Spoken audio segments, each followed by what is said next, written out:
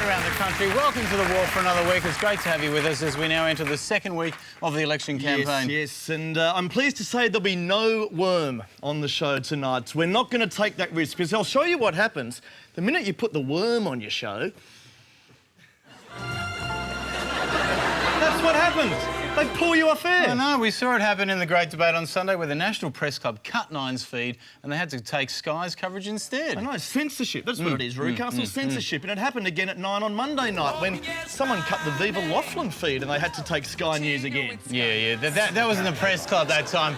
I think that was the Channel 9 audience that actually did that, to be fair. Maybe. But look, otherwise I thought it was a pretty uneventful debate on the whole, although Howard didn't react well when Iraq was brought up, I noticed. He seemed to break out into a spasm. I don't think it was Iraq. I actually think it was because the worm was there. It made him all twitchy. Oh, he gets very anxious about the worm. He's never been comfortable with the worm. No wonder. He's always been trying to ban it. But I reckon it's about time these two old foes tried to kiss and make up. Yay, that's it. Oh, it's censored the worm again. Oh, well, sorry, we're going to have to take Sky's feed off this piece. Hey, I know he doesn't like the worm, but let me get closely, eh? Prime Minister, what's wrong with the worm, eh? I've done good work for you in the past. I'm not the one that doesn't like you, Prime Minister. It's the people that are going against you. Don't blame me for the bad results. I only get to work once every 3 years.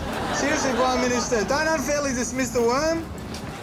It's not the way to treat a worm, people. He must really hate it. No, well, I'm not surprised he hates it after the worm awarded the debate to Rudd by a considerable margin on Sunday. Mind you, if you thought the worm didn't like Howard, you should have seen how it responded to National Bingo Night on Channel 7. Do we have bingo? No bingo! It hates it. No, that's a bit harsh. I love National Bingo Night, especially that Indian referee guy. What a character he was. He is a character. Isn't it good to have him back? Bingo. He's great to have back, isn't he? What do you mean back? Who is he? You know that guy. He's the guy that presided over Lindy Chamberlain's court case. He was the one who got her convicted first time around. There's no dingo! Thank you. And that joke is now available on DVD in a special collector's edition available from all ABC shops and wherever bad puns are sold. But elsewhere on the campaign trail, it's been a week of sound bites and slogans, hasn't it? It has, and I was particularly taken with this big promise made by Kevin Rudd last Friday. Every Australian kid in the future has an opportunity to get themselves wired. Getting the kids wired? I thought the Greens were the pro-drugs party. It's so confusing. You know, Ruddy wants every kid off their chops by 2010, which might explain why he's named this man his new health minister. Yeah, although, to be fair, at least Kevin's not using drugs like some politicians. What is he on? He's coming down. He's coming down off something? Down. I don't know what he's on. But the other soundbite that caught my ear this week also came from Rudd, and it's a phrase he uses quite a bit. In due season, in due season. In due season, in due season. Now, that's not a phrase I've ever heard before. I mean, what is this due season? Hanukkah? Passover? What is it? Well, think about it, people. Well, at least Rudd's slick and prepared when it comes to the media, unlike some other Labor candidates like the former weatherman Mike Bailey. Now, check this out for some desperate padding. What's the figure? Well, the figure is, if you want the precise details, I'll give you the precise details of the makeup of the front bench, which I did bring along, thinking that Mr. Hockey may want to actually talk about that. But it's a figure that's much less than that one, because the front bench is made up of people from a whole range of different backgrounds, and those backgrounds, of course, do include my own as a journalist. And I'm not a front bencher, but nonetheless, it's the sort of slur that Mr. Hockey wants to throw at us. But the actual figures on people who are on the front bench do seem to have eluded me. They have eluded him there. I think the forecast for you, Mike, is unemployment. But look, Bailey aside, I think Labor's still tracking extremely well at this stage. They're doing very well. And did you see Howard's reaction to the latest polls? I mean, he's feeling the pressure. He is. He's feeling the pressure. That man, he needs another tamper or an interest rate scare, some kind of rabbit to pull out of the hat. Yeah, well, he keeps saying to all his cabinet he doesn't have a rabbit to pull out of the hat for this election. So we thought we'd go and help the PM out.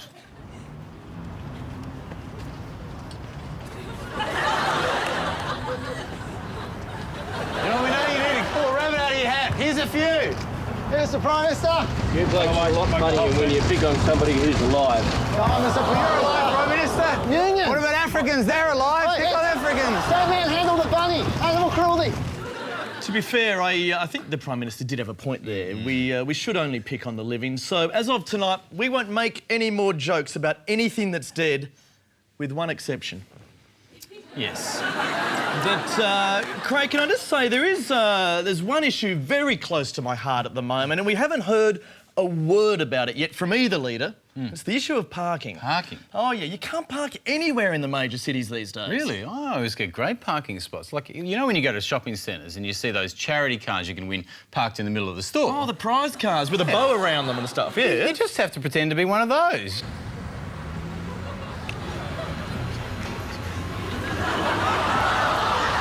It's amazing how open some of these shops are. Drive straight in.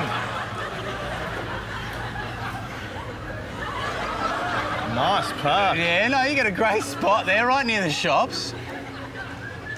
All you have to do is set up some kind of raffle. People think you're meant to be there. Go off and do your shopping, it's fine. A lot of people interested in the car, obviously. A lot of people lining up to... The only problem is once you finish your shopping, it's very hard to get out there with all the interest. Sorry? Why is the car there? You blocked my driveway. Oh, I'll take it out after I've done my shopping now. That's all right. Feel free to enter if you want. Just put your name on it, is it? Yeah, there you go. Just fill your name out and pop it in the bin there. Oh, yeah? Yeah. When do you put it on? Yeah, I just had one over there. Looks like a rubbish bin. Goes all right. Very easy to park, tell you that much.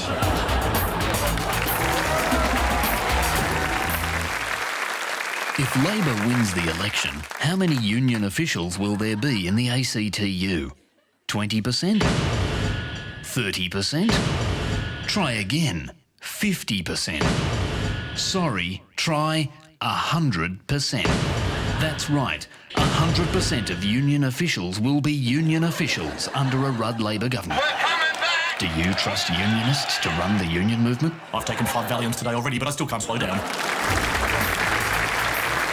I was lucky enough to visit Tokyo a few months ago, and I checked out quite a bit of Japanese TV while I was there. And it's just great, isn't it, Japanese TV? It's a bit out there at times. They love those crazy extreme game shows, you know, where they cover people in scorpions, make them drink arsenic and this that's the stereotype. And yeah, I was expecting those bizarre game shows, but it wasn't the case. I actually stumbled on some really good human interest programs, including... There's one there called Faces of Japan. I don't know if anyone has heard of it. It's sort of like Australian Story, I guess, would be the nearest equivalent in this country. And it's nothing at all like the stereotypes of Japanese TV we're used to. 息子のがんが発覚してからもう6年になります。今まで本当に頑張ってきましたが、今回お医者様がもう彼の限界を超えてしまったとおっしゃいました。あと1ヶ月の命、1ヶ月持つかどうかも分かりません。息子が最後の生死に関わる手術に行く前に彼を誘拐することにしました。そしてサランラップでぐるぐる巻きにします。巻き巻き巻き巻き。ホッチキスね。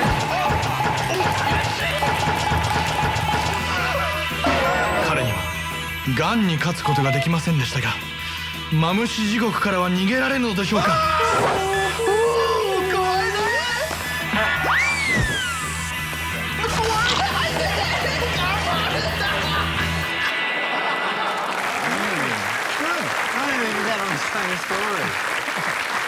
But look, back to the election briefly. I was pleased to see how much airtime the environment was given during the debate last Sunday. For me, it's a key issue now that our water levels have reached an all-time low in this country. Well, that's very green of you, Andrew. But look, I'm getting a bit bored of everyone banging on about the drought and water restrictions. Because personally, I haven't had any problems at all with water, I must admit, since I embraced what I call the camel solution. The camel solution? Oh, yeah, they're the ships of the desert, Craig. They can store water for months on end, and I haven't had any water worries at all since I got myself a camel. It's so easy. I've been washing my car with a camel, no problems at all. It's good. A wonderful help. He chamois it too. I even take it with me whenever I go out to lunch now, because, you know, you're guaranteed fresh still water every time. Do you want it? Why stop there? I even use the camel for a shower every morning. A perfect way to start the day. I'm sorry, which hairy fat animal was the camel?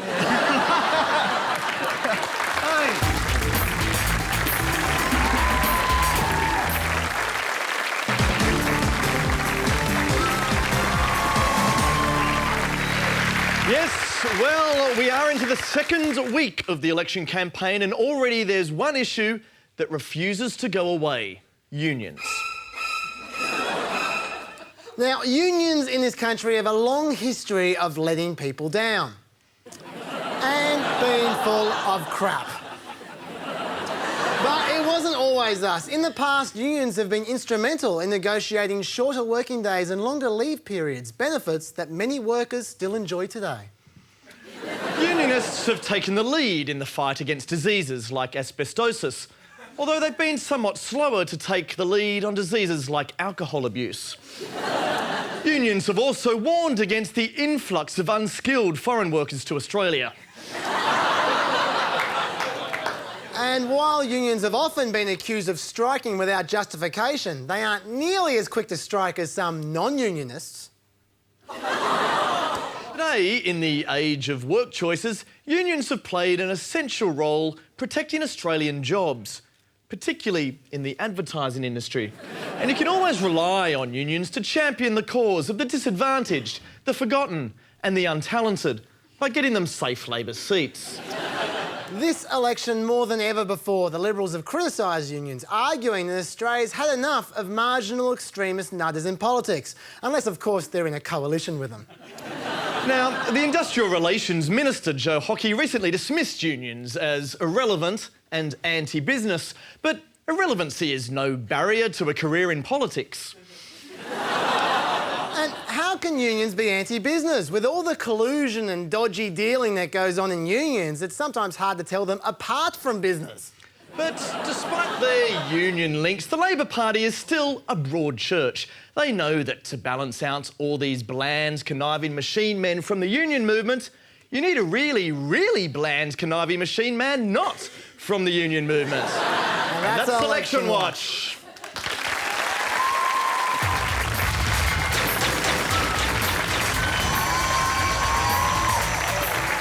All right, let's roll up the sleeves and get down to business. And the first problem waiting for us this week is oversized popcorn. Oh, that is getting out of control, isn't it? Especially at the movies. I mean, popcorn serving sizes these days are just ridiculous. Yeah, well, I went to the movies with Chris the other night, and as you know, he's not a big eater, so he just got the small-sized one. Yeah, quite moderate. It's big enough as it was, to be honest. Whereas I got the medium, and I got to say, that was a nightmare. Yeah, thank God you didn't get the large. The people were sitting behind us really are the shits. I mean, why? Look, he got them for free. I mean, Hanson, he turned up, he got the choc top, which is the... they always come off the top of them. It's impossible. And then some idiot starts rolling Jaffas down the aisle. You've got to do something to make the movie interesting. The next problem is Robert McClellan, Labor's Foreign Affairs spokesman. Now, Kevin Rudd disciplined him recently for a speech about the death penalty, even though all he was doing was stating Labor Party policy. Which, to be fair, is more than Rudd usually does. Yeah, exactly. It's a worry for Kevin, though. This guy, McClellan, he's on a rampage. I mean, look at him, he's out of control.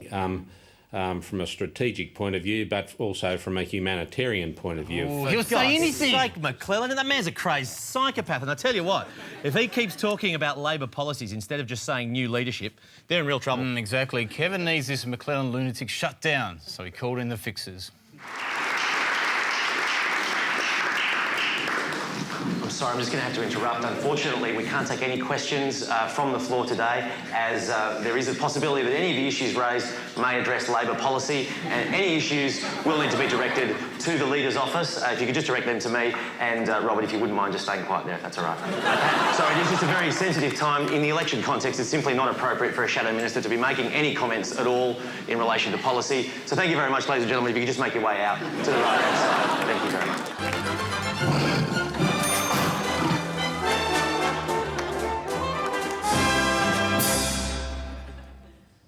Dear. Sorry, can I borrow your umbrella for a second? Sorry, and just get out of the rain, thank you. It's an awful day. Thank you for this. I'm just going up to the train. It's very kind of you. In fact, I would say such a generous act, and what beauty, in fact. I think I'm falling in love. A life spent with you will turn the skies blue and part the grey clouds above. May I?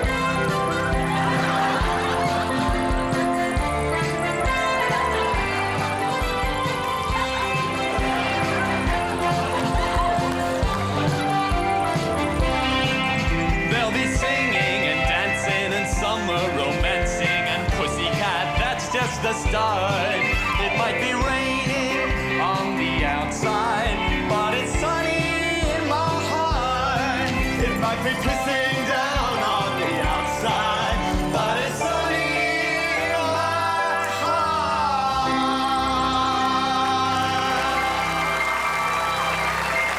Thanks very much. Then have your umbrella back and go. Thank you.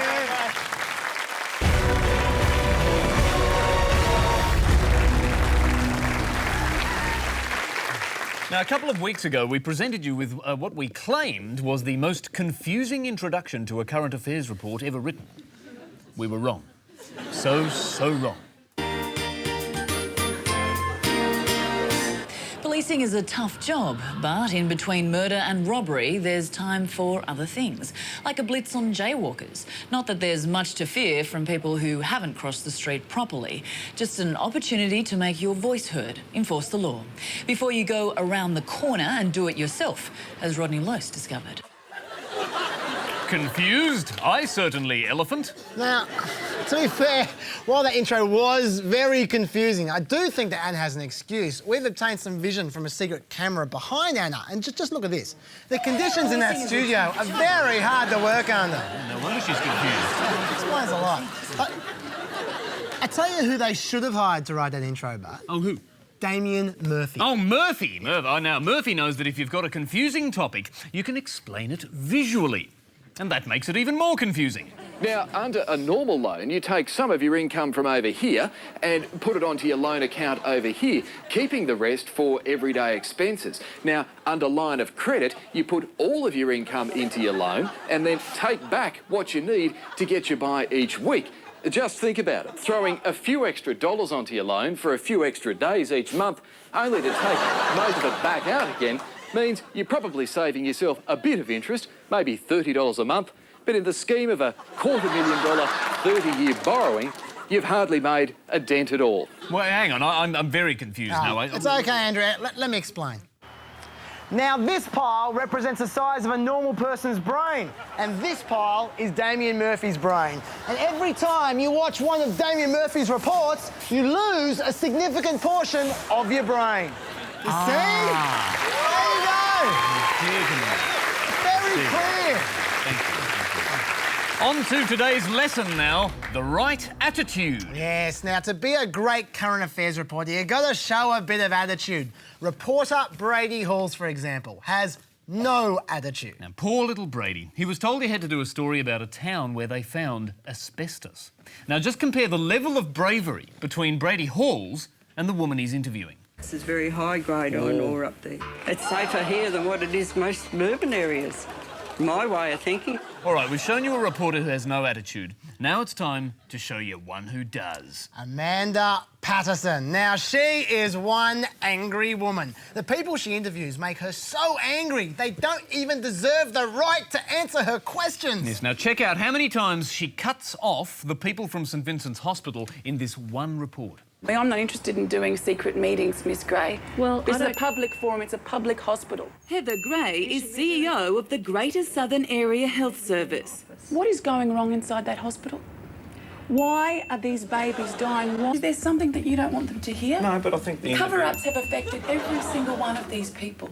We... Don't they have the right to listen to what you have to say? Would your behaviour be different if the cameras weren't rolling? Dr McGurr and his PR man didn't want to know. The doctor on duty said to their mother that she should just let them perish and die. Thank you. That doctor, these mums and dads had questions and they wanted answers. Well, they won't be getting answers if Amanda Patterson's the reporter. No, but not all reports are about confrontation. Some reports, for instance, are about sick kids and they require a sensitive, sympathetic attitude. Yeah, that's right. This boy has an awful illness which makes him black out and he falls over literally every few minutes. It's a terrible disorder, which is why it was so heartwarming to see Today Tonight choose such poignant music to accompany the boy's story.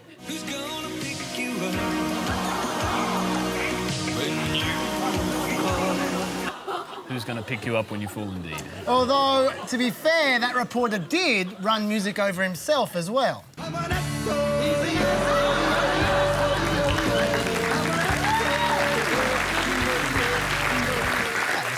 Evens out. Look, then there are the more light-hearted stories where the reporter needs a bit of charm. For example, Today Tonight set up their cameras with some deal or no deal home viewers who are about to win 200 grand. Enter Jonathan Creek. And just look at the natural chemistry between Jonathan and the winning couple. Feast your eyes on...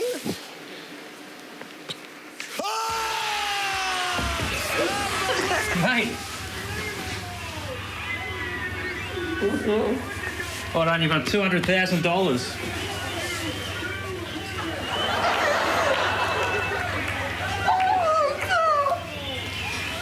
How does that change your lives? Jonathan Creek, you show pony, you! Right. Now, finally, there are political reports. Now, politicians are wily snakes, and you've got to confront them head-on with the most hard-nosed attitude you can muster. Yeah, and it pays off, because the relentless Ben Fordham didn't let up until he got the biggest scoop in Australian political history. A rare insight into the private life of the Prime Minister. I always like to be on my own at breakfast. Sort of a deal my wife and I made when we got married. She said, you get your own breakfast. You like to be on your own at breakfast? Oh, yeah. Why's that? Oh, I say you can read the papers and think about the day. I don't really like... and I'm very much a loner at breakfast. And Jeanette said, you get your own breakfast. And you get your own breakfast? Oh, yeah, of course, always have. Why wouldn't I? I mean, you don't get somebody else to get your breakfast. Ridiculous. That is amazing stuff. The Prime Minister gets his own breakfast. He gets his own breakfast? Yes, he gets his own breakfast. He gets his own breakfast? Guys, did you hear that? The Prime Minister gets his own breakfast. He gets his own breakfast? Right, so you didn't know the Prime Minister gets his own breakfast? He gets his own breakfast? Yeah, apparently. Well, it's the talk of the town. It's amazing. They even got stuck into him during the debate about it. Yeah. Laurie, your next question. Mr. Howard, my question to you is on the topic of breakfast. How would you describe your journey towards getting breakfast on your own? It's a wonderful story. It's a story of great achievement. It's a story of heroic endeavour. You can sneer at it, Mr. Rudd. You can say that people won't believe it. Well, frankly, I don't care if you do say that. I think people will believe it. And a follow-up, Mr. Howard. How do you fall on the crucial issue of whether to have lumps of sugar in your cereal? I'll take my lumps.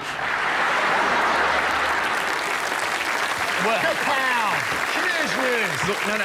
Now, it was a huge scoop from Fordham, I admit, but I don't like the way he went about getting it. That was a savage, underhanded ambush of Howard. That was a disgrace. It was a disgrace, and there is only one way to deal with someone who behaves like that: to confront them in the cut-them-off style of Amanda Patterson. Mr. Fordham! Mr. Fordham! How can you speak to an innocent Prime Minister about breakfast like that? Where's it going to end, Mr. Fordham? Lunch? Dinner? Spare a thought for the breakfast, Mr. Fordham. How many innocent Prime Ministers have to suffer because of you? When we approached Ben Fordham, we were met with a guilty silence. Why aren't you answering our questions? Tell me, what have you got to hide? Is this a cover-up, Mr. Fordham? Don't speak over us while we're interrupting you. Oh, hi, Brady.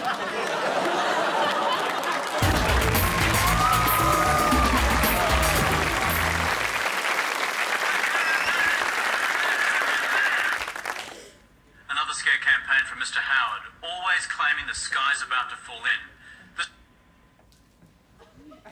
Come on, Mr. Rudd. You can do better than that. Come on, Mr. Howard. Rudd already did that turning off the TV trick in his ad. Who's copying who now? Let's see what else is on. Whoa, stop right there. We are not going through that again. Why not? What's wrong with it? It upset the Prime Minister. Although now that we're here, I do have a new verse about David Hooks. David Hooks was just a stupid... God, no! ads, The Chaser. Is there any decent dirt-free material on TV these days?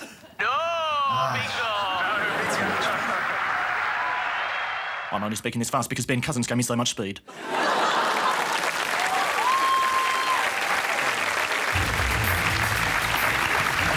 That's it from us for another week. Remember, you can download the podcast of tonight's episode by going to the website address on your screen. And remember to, up next, the worm decides the outcome of Summer High Tide. Until next week, good night. Good night. See you.